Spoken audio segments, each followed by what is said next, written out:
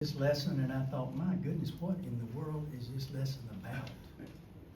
So I said, well, I'll ask the class, how many of you have ever heard of David and Goliath? Oh, y'all have. Well, the lesson is on David and Goliath. And so I said, it'll probably take me about 5 minutes to teach it because I'm sure everybody has known David and Goliath. But last weekend, well, Sunday, I'm sorry, Janie and I were in Birmingham with John. John works at Sanford, but he also has a small church. And it was Pastor Appreciation Day. And so Janie and I went over for that and really enjoyed it. And as I was talking to John about the story of David and Goliath, John really started talking about it. And he said, oh, Dad, I've read a book recently, and he tells me all about the book that he had read about Goliath. And so we got enjoyed about it, and then he showed us a video of the Valley of Elah where this battle took place in Israel. And it was a present time. The guy that was showing this video says this is where it happened. I mean, it was just fascinating to me. So I said, well, maybe the lesson is not as bad as I thought. So y'all bear with me, if you will. But I thought I would take the lesson. I normally read the scripture first, but we're going to read it as we go. And I thought that might be a little bit easier. And so I wanted to break these people out and break different things out in the lesson and talk about it. David, last week, Wallace had a great lesson. I'm sure most of you were here, and if you haven't, it's still on the video, and I watched it this week. It was excellent. And it was a lesson about David and Samuel and how Samuel had anointed David to become the king of Israel. Apparently, there was no public announcement of that, but David and his father must have been aware of it. I'm not going to go into that part of that because Wallace's lesson was so good. And if you don't remember it, I'd recommend looking at it again because it was immensely. I enjoyed it immensely. Now, we've studied David all our Sunday school days, so I need not go over it too much. But remember that David kept his father's sheep. He was a shepherd. And what did he do as a shepherd? Protected the sheep. He protected the sheep. And what was he protecting them from? If you've read the thing, what were some of the things that he had to protect them from? Wild animals. Or from the wild animals? It said that he had killed a bear and a lion. Now, that's pretty heavy, isn't it? So he must be pretty good. But anyway, we studied David all our Sunday school days, and David had kept his father's sheep. Now, Goliath, I brought this thing here, not to make sure everybody behaved, but I'm not 6 feet tall. I'm almost there. That is 3 feet taller. If I was 6 feet, that would be 9 Put feet. it above your head. I don't want to put it on my head. Anyway, just assume that's about 9 feet. And it says that Goliath was 9 feet 6 to 9 inches tall. And there were some articles about him that he may have been 11 feet tall. So I thought, as we're looking here about David, and we're thinking about this giant that he is seeing, it might be easier for us to understand what's going on. I find it amazing Goliath's size, and maybe he was as tall as 11 feet. Our lesson mentioned that he was equipped with the best military technology of the day. Now, imagine him standing here 11 feet tall, or 9'9", and had on a bronze helmet. He also had bronze gear all over. He had bronze on his legs. He had bronze javelin, a spear the length of a weaver's beam. Goliath had the advantages of size, experience, and military technology. Now, what are we looking at in opposition to him? A shepherd. So we're looking at a shepherd fighting somebody with all of that there. Now, Saul had tried to equip David before he went out to fight Goliath. And look at these verses. We're studying the 17th chapter of 1 Samuel, verses 38 to 51. But look at, and Wallace started, I think, was he in 16 last week? He was in one of the earlier chapters. This is lesson 9. This is lesson 9, his lesson 8. And look at what that did, and then kind of bring up to where we are here to see. So they were getting David ready, or they thought they were going to. So now Saul tried to equip David when David came in. And he went out to fight Goliath. But David said to Saul, Saul dressed him, put on all this stuff to protect him. Well, you'd expect him. I mean, here's this young man who's going to go fight this giant. And he's just come in from the sheep. Because David has not, the war had been going on, or this battle had been going on between Israel and Philistine for 40 days. And so all of this had been going on, and now David comes forward and says, I'm going to take care of it. Saul dressed David to fight Goliath, and David said to Saul, I cannot go with these, all of this stuff, for I have not tested them. So what did David go with? Slingshot. He went with a slingshot. I'll talk about that in a minute. He went with the sling and a package of rocks. 5 rocks in a package. And David said in verse 1737 before our lesson, the Lord who delivered me from the paw of the lion and the paw of the bear. So he'd already had that as something to bother him before, to protect his animals.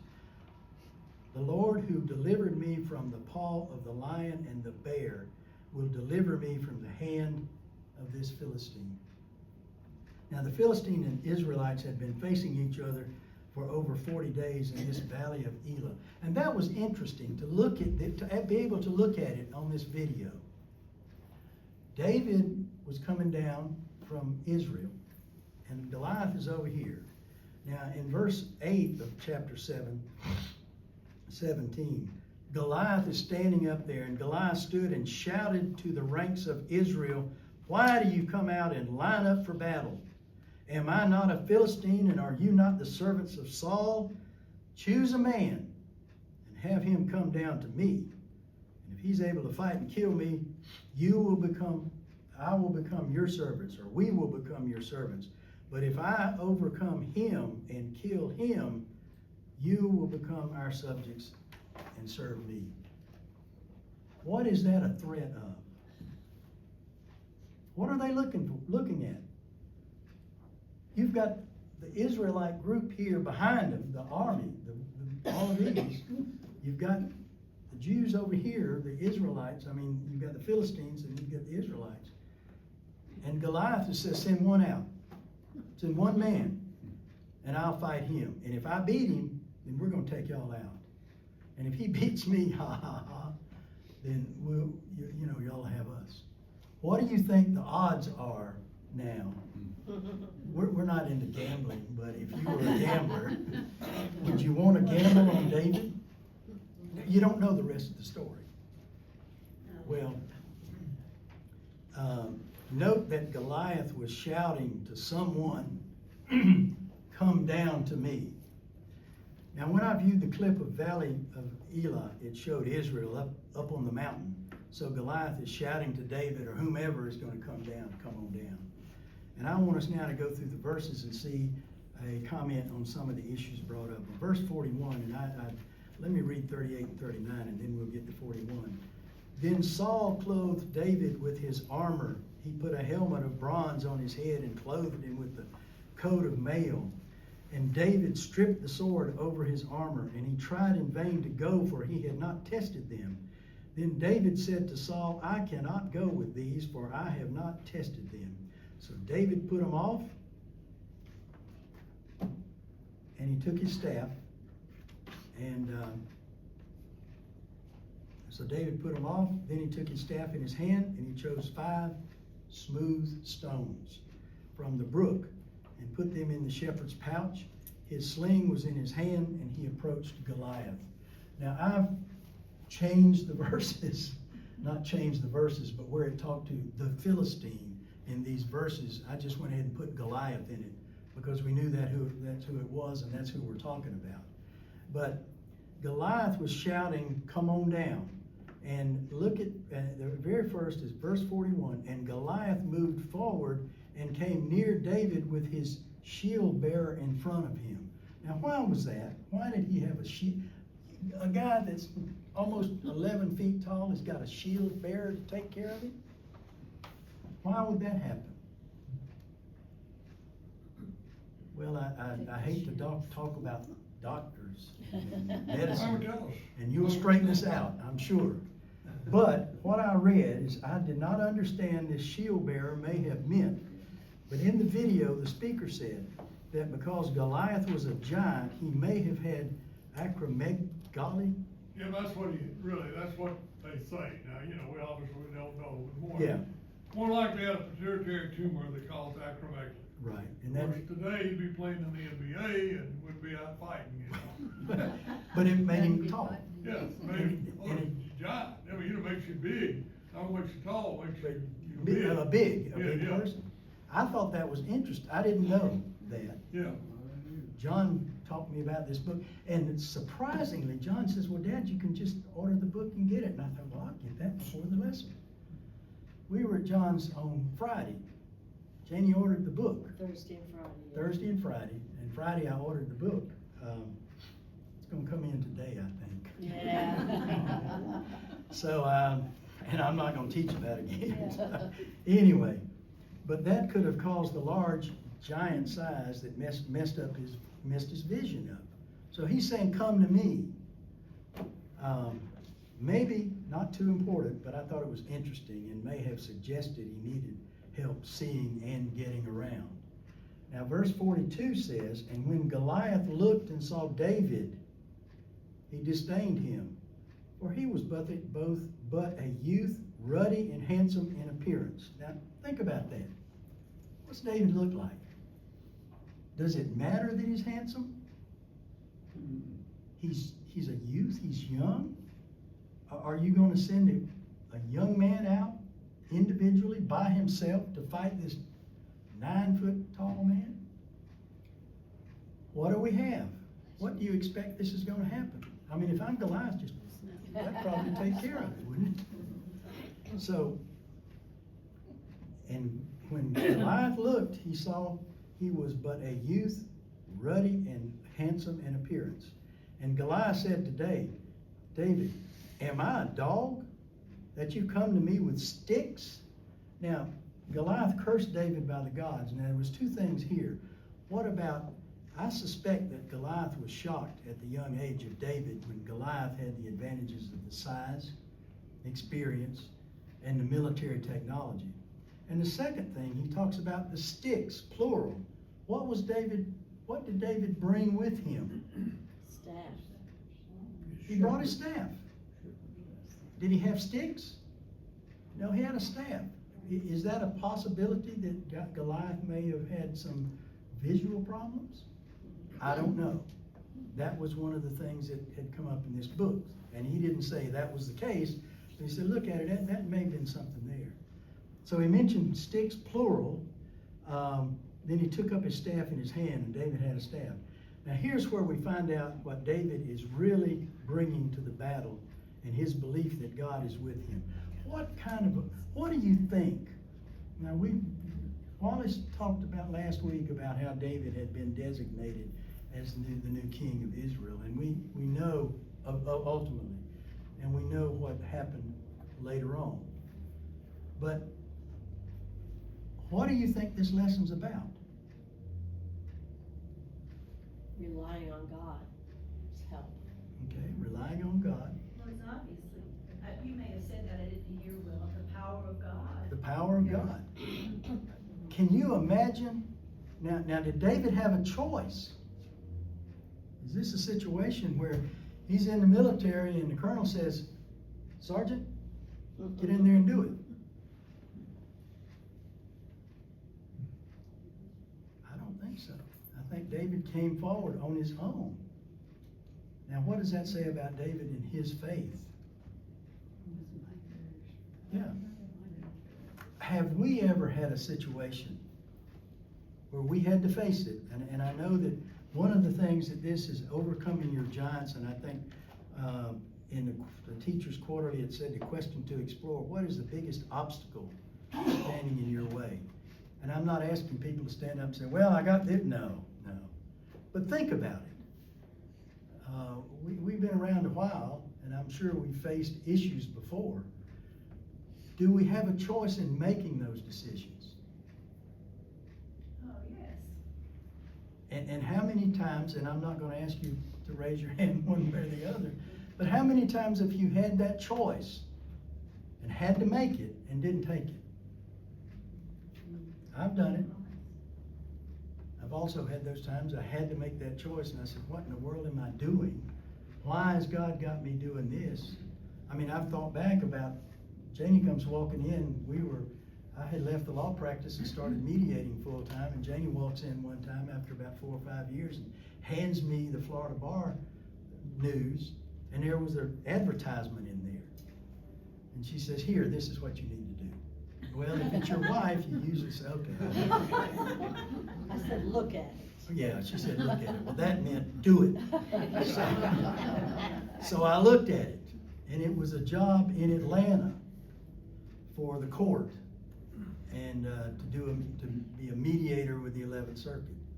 We were in Tallahassee. And we were in Tallahassee, Florida, and I kind of laughed and said, well, she said do it, so.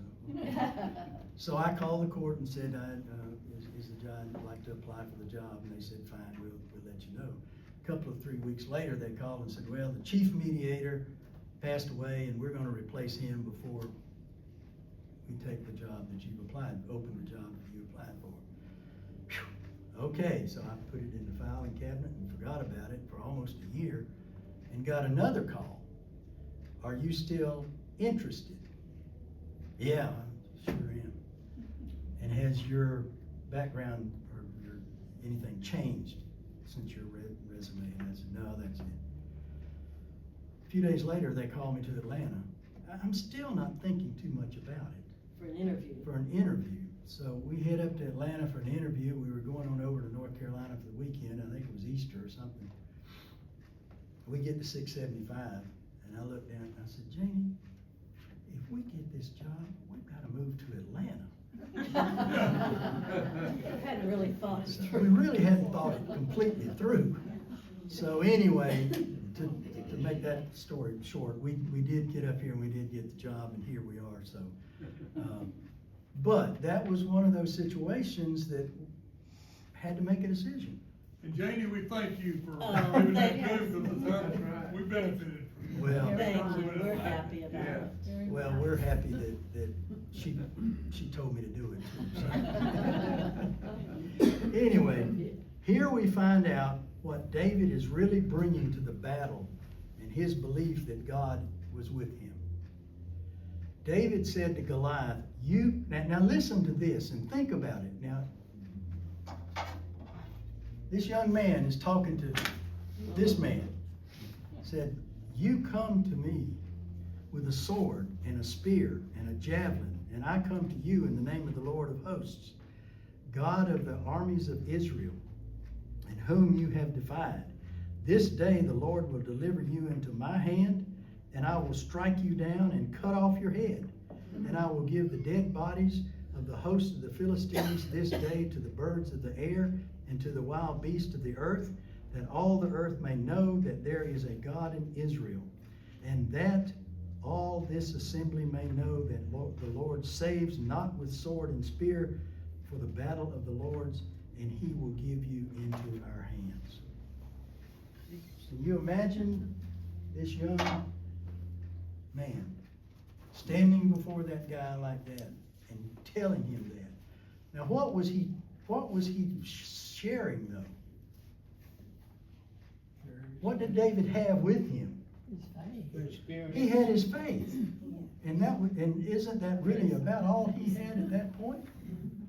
He had his faith, and his faith that God will take care of him. when Goliath arose and came and drew near to meet David, David ran quickly toward the battle line to meet Goliath. Now, how was David facing him? He wasn't kind of, but it said he ran quickly toward the battle line to meet David. And David put his hand in his bag and took out a stone and slung it and struck Goliath on his forehead. The stone sank into his forehead and he fell on his face to the ground. What was the sling that he had? Have you ever thought about that? How many of you have ever had a... That's not the kind of sling. That's right, not it the was kind of not sling. fun. That's not the kind of sling, but, you know, I used to have it and, you know, wasn't real good at it, but I had it. I was good at one of those slings. Oh, okay, well, I could tell us throw a about rock this. and put city block. Oh, my goodness. And you would take it and swing it and Just one time around. just swing it Really? Like that. it was, what I looked it up, and tell me if I'm right, or if that is, said, I've heard and read the sling used by David, and mistakenly thought the slingshots we used when we were kids, and how did David hit somebody with one of these things? And I looked it up, and the book that I'm gonna get sometime this afternoon, the sling was first developed and used by the shepherds for protecting their livestock against the wild animals. This was a simple weapon composed of a small piece of leather or animal hide, and the small stones or pebbles were generally used as ammunition in a sling. You said you could throw it a block. Yeah. Yeah. I used to sit on the sidewalk and the railroad went through the town. And there was a station there. Yeah. A concrete wall. And I could go get a handful of those railroad rocks and throw them up and hit that concrete and the rocks would shatter. Yeah. And that was a ways away. Yeah. Had you ever thought about that? No. I never thought about it. It's a formidable weapon if you can use it. That's what this And if he could hit the bear in the head, Yeah. he figured that he could Yeah, hit. that was it. If he could hit the bear and the lion and protect his sheep with this, yes, So we met, when we taught fifth grade, I actually made a couple of slings. oh, Oh did my you? goodness. And I researched it, and we taught this story, and we brought marshmallows for them to sling. You should have known this. And you went out, Yeah, get practice with it. oh, that's interesting. The way the sling works is it's a knot, it's a loop, like a yo-yo loop on one end. You attach it to one of your fingers so you can have it ready Right. and swing it. And it's long, and in the middle, there's the pocket. You can do a leather pocket like we described Right. here, or you can just continue weaving a pocket and then go and make a long end. There's a knot on the other end, and you hold it between your thumb and your forefinger, and it hangs long. When it's folded in half, you make it to where when you hang your arm down relaxed, it'll be about an inch or two off the ground. So we're talking about probably a double arm's length. So when you swing that around, where normally like you throw a baseball, you're probably doubling The speed. the speed. That's something. And when you whip that at an arc, and like you was describing earlier, it comes out of there at a pretty good clip. We're Yeah. hundreds of miles an hour. That's amazing. I'm glad that we had those. Yeah. Yeah, because I read it, but. Yeah. You hear them? I know it's one of these fascinating lessons that we all enjoy, but you know, I know the Lord was with David.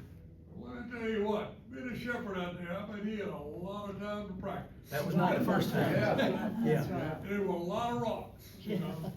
Well, that was the thing, and I got to thinking about that, yeah. And it said he killed a bear, he'd killed a lion, and he didn't have a gun, all he had was this sling. And this guy that was talking about, that I saw was talking about it, said, and you think about what the opposition he had. Think about Goliath. He was tall, he was big, he was strong. He had this bronze helmet on, Think about a football helmet. And you got this much there. He had bronze all around here. He had everything down his legs. And so when David threw it, it went very fast, very quick. And in the one place he really had to hit was where? And that's where he hit him. The skill that it would have taken for that kind of accuracy is remarkable. Yeah. Right, but he had been, and I thought back, okay, so he was doing it for the He was sheep. being prepared for So he was years. Yes, he prepared. was. So God had prepared him. He had the He, experience. thinking, I gotta kill this deer. That's it. For one of my lessons, I read that, there were units that were taught to sling, called Hmm. slingers, and they actually fought with the Romans, and that was their job. And I don't know how much practice they got, but they did it. I was really amazed when I started looking at the sling part of it, cause I thought sling, okay, so that ain't it. Okay, David had used his sling effectively to kill the lion and the bear. So, verses 50 and 51, so David prevailed over Goliath with a sling and a stone, and struck Goliath and killed him. There was no sword in the hand of David. Now David said, I'm going to cut your head off. Then David ran and stood over Goliath and took the sword and drew it out of its sheath and killed him and cut off his head with it. And when the Philistines saw that their champion was dead, what did they do? Fled. They fled. So we see the war's over. The Philistines left, and I'm not gonna call him a kid, but he was a young man, had taken this sling that we talked about and hit him right there, and that ended it. And who was in charge of all of that? God. And it was a situation that God prevailed here, and it protected the Israelites. The Lord brought victory that day. David recognized the right nature of the battle, and it was not merely one man against another. It was a nation against a nation. Thus, this truly was a big event. Another threat to the nation of Israel, and along with the threat to God's plan of redemption, was thwarted. If the Philistines, the bane of Israel's existence for centuries, had been successful in defeating Israel that day, it would have been to the end, not just for the nation, but the promises God made to Abraham to make his descendants to blessings to the nations. But God used David, brought victory to the people, and ensured the plan of redemption would continue. I thought it was an interesting lesson. I learned a whole lot more than I normally do.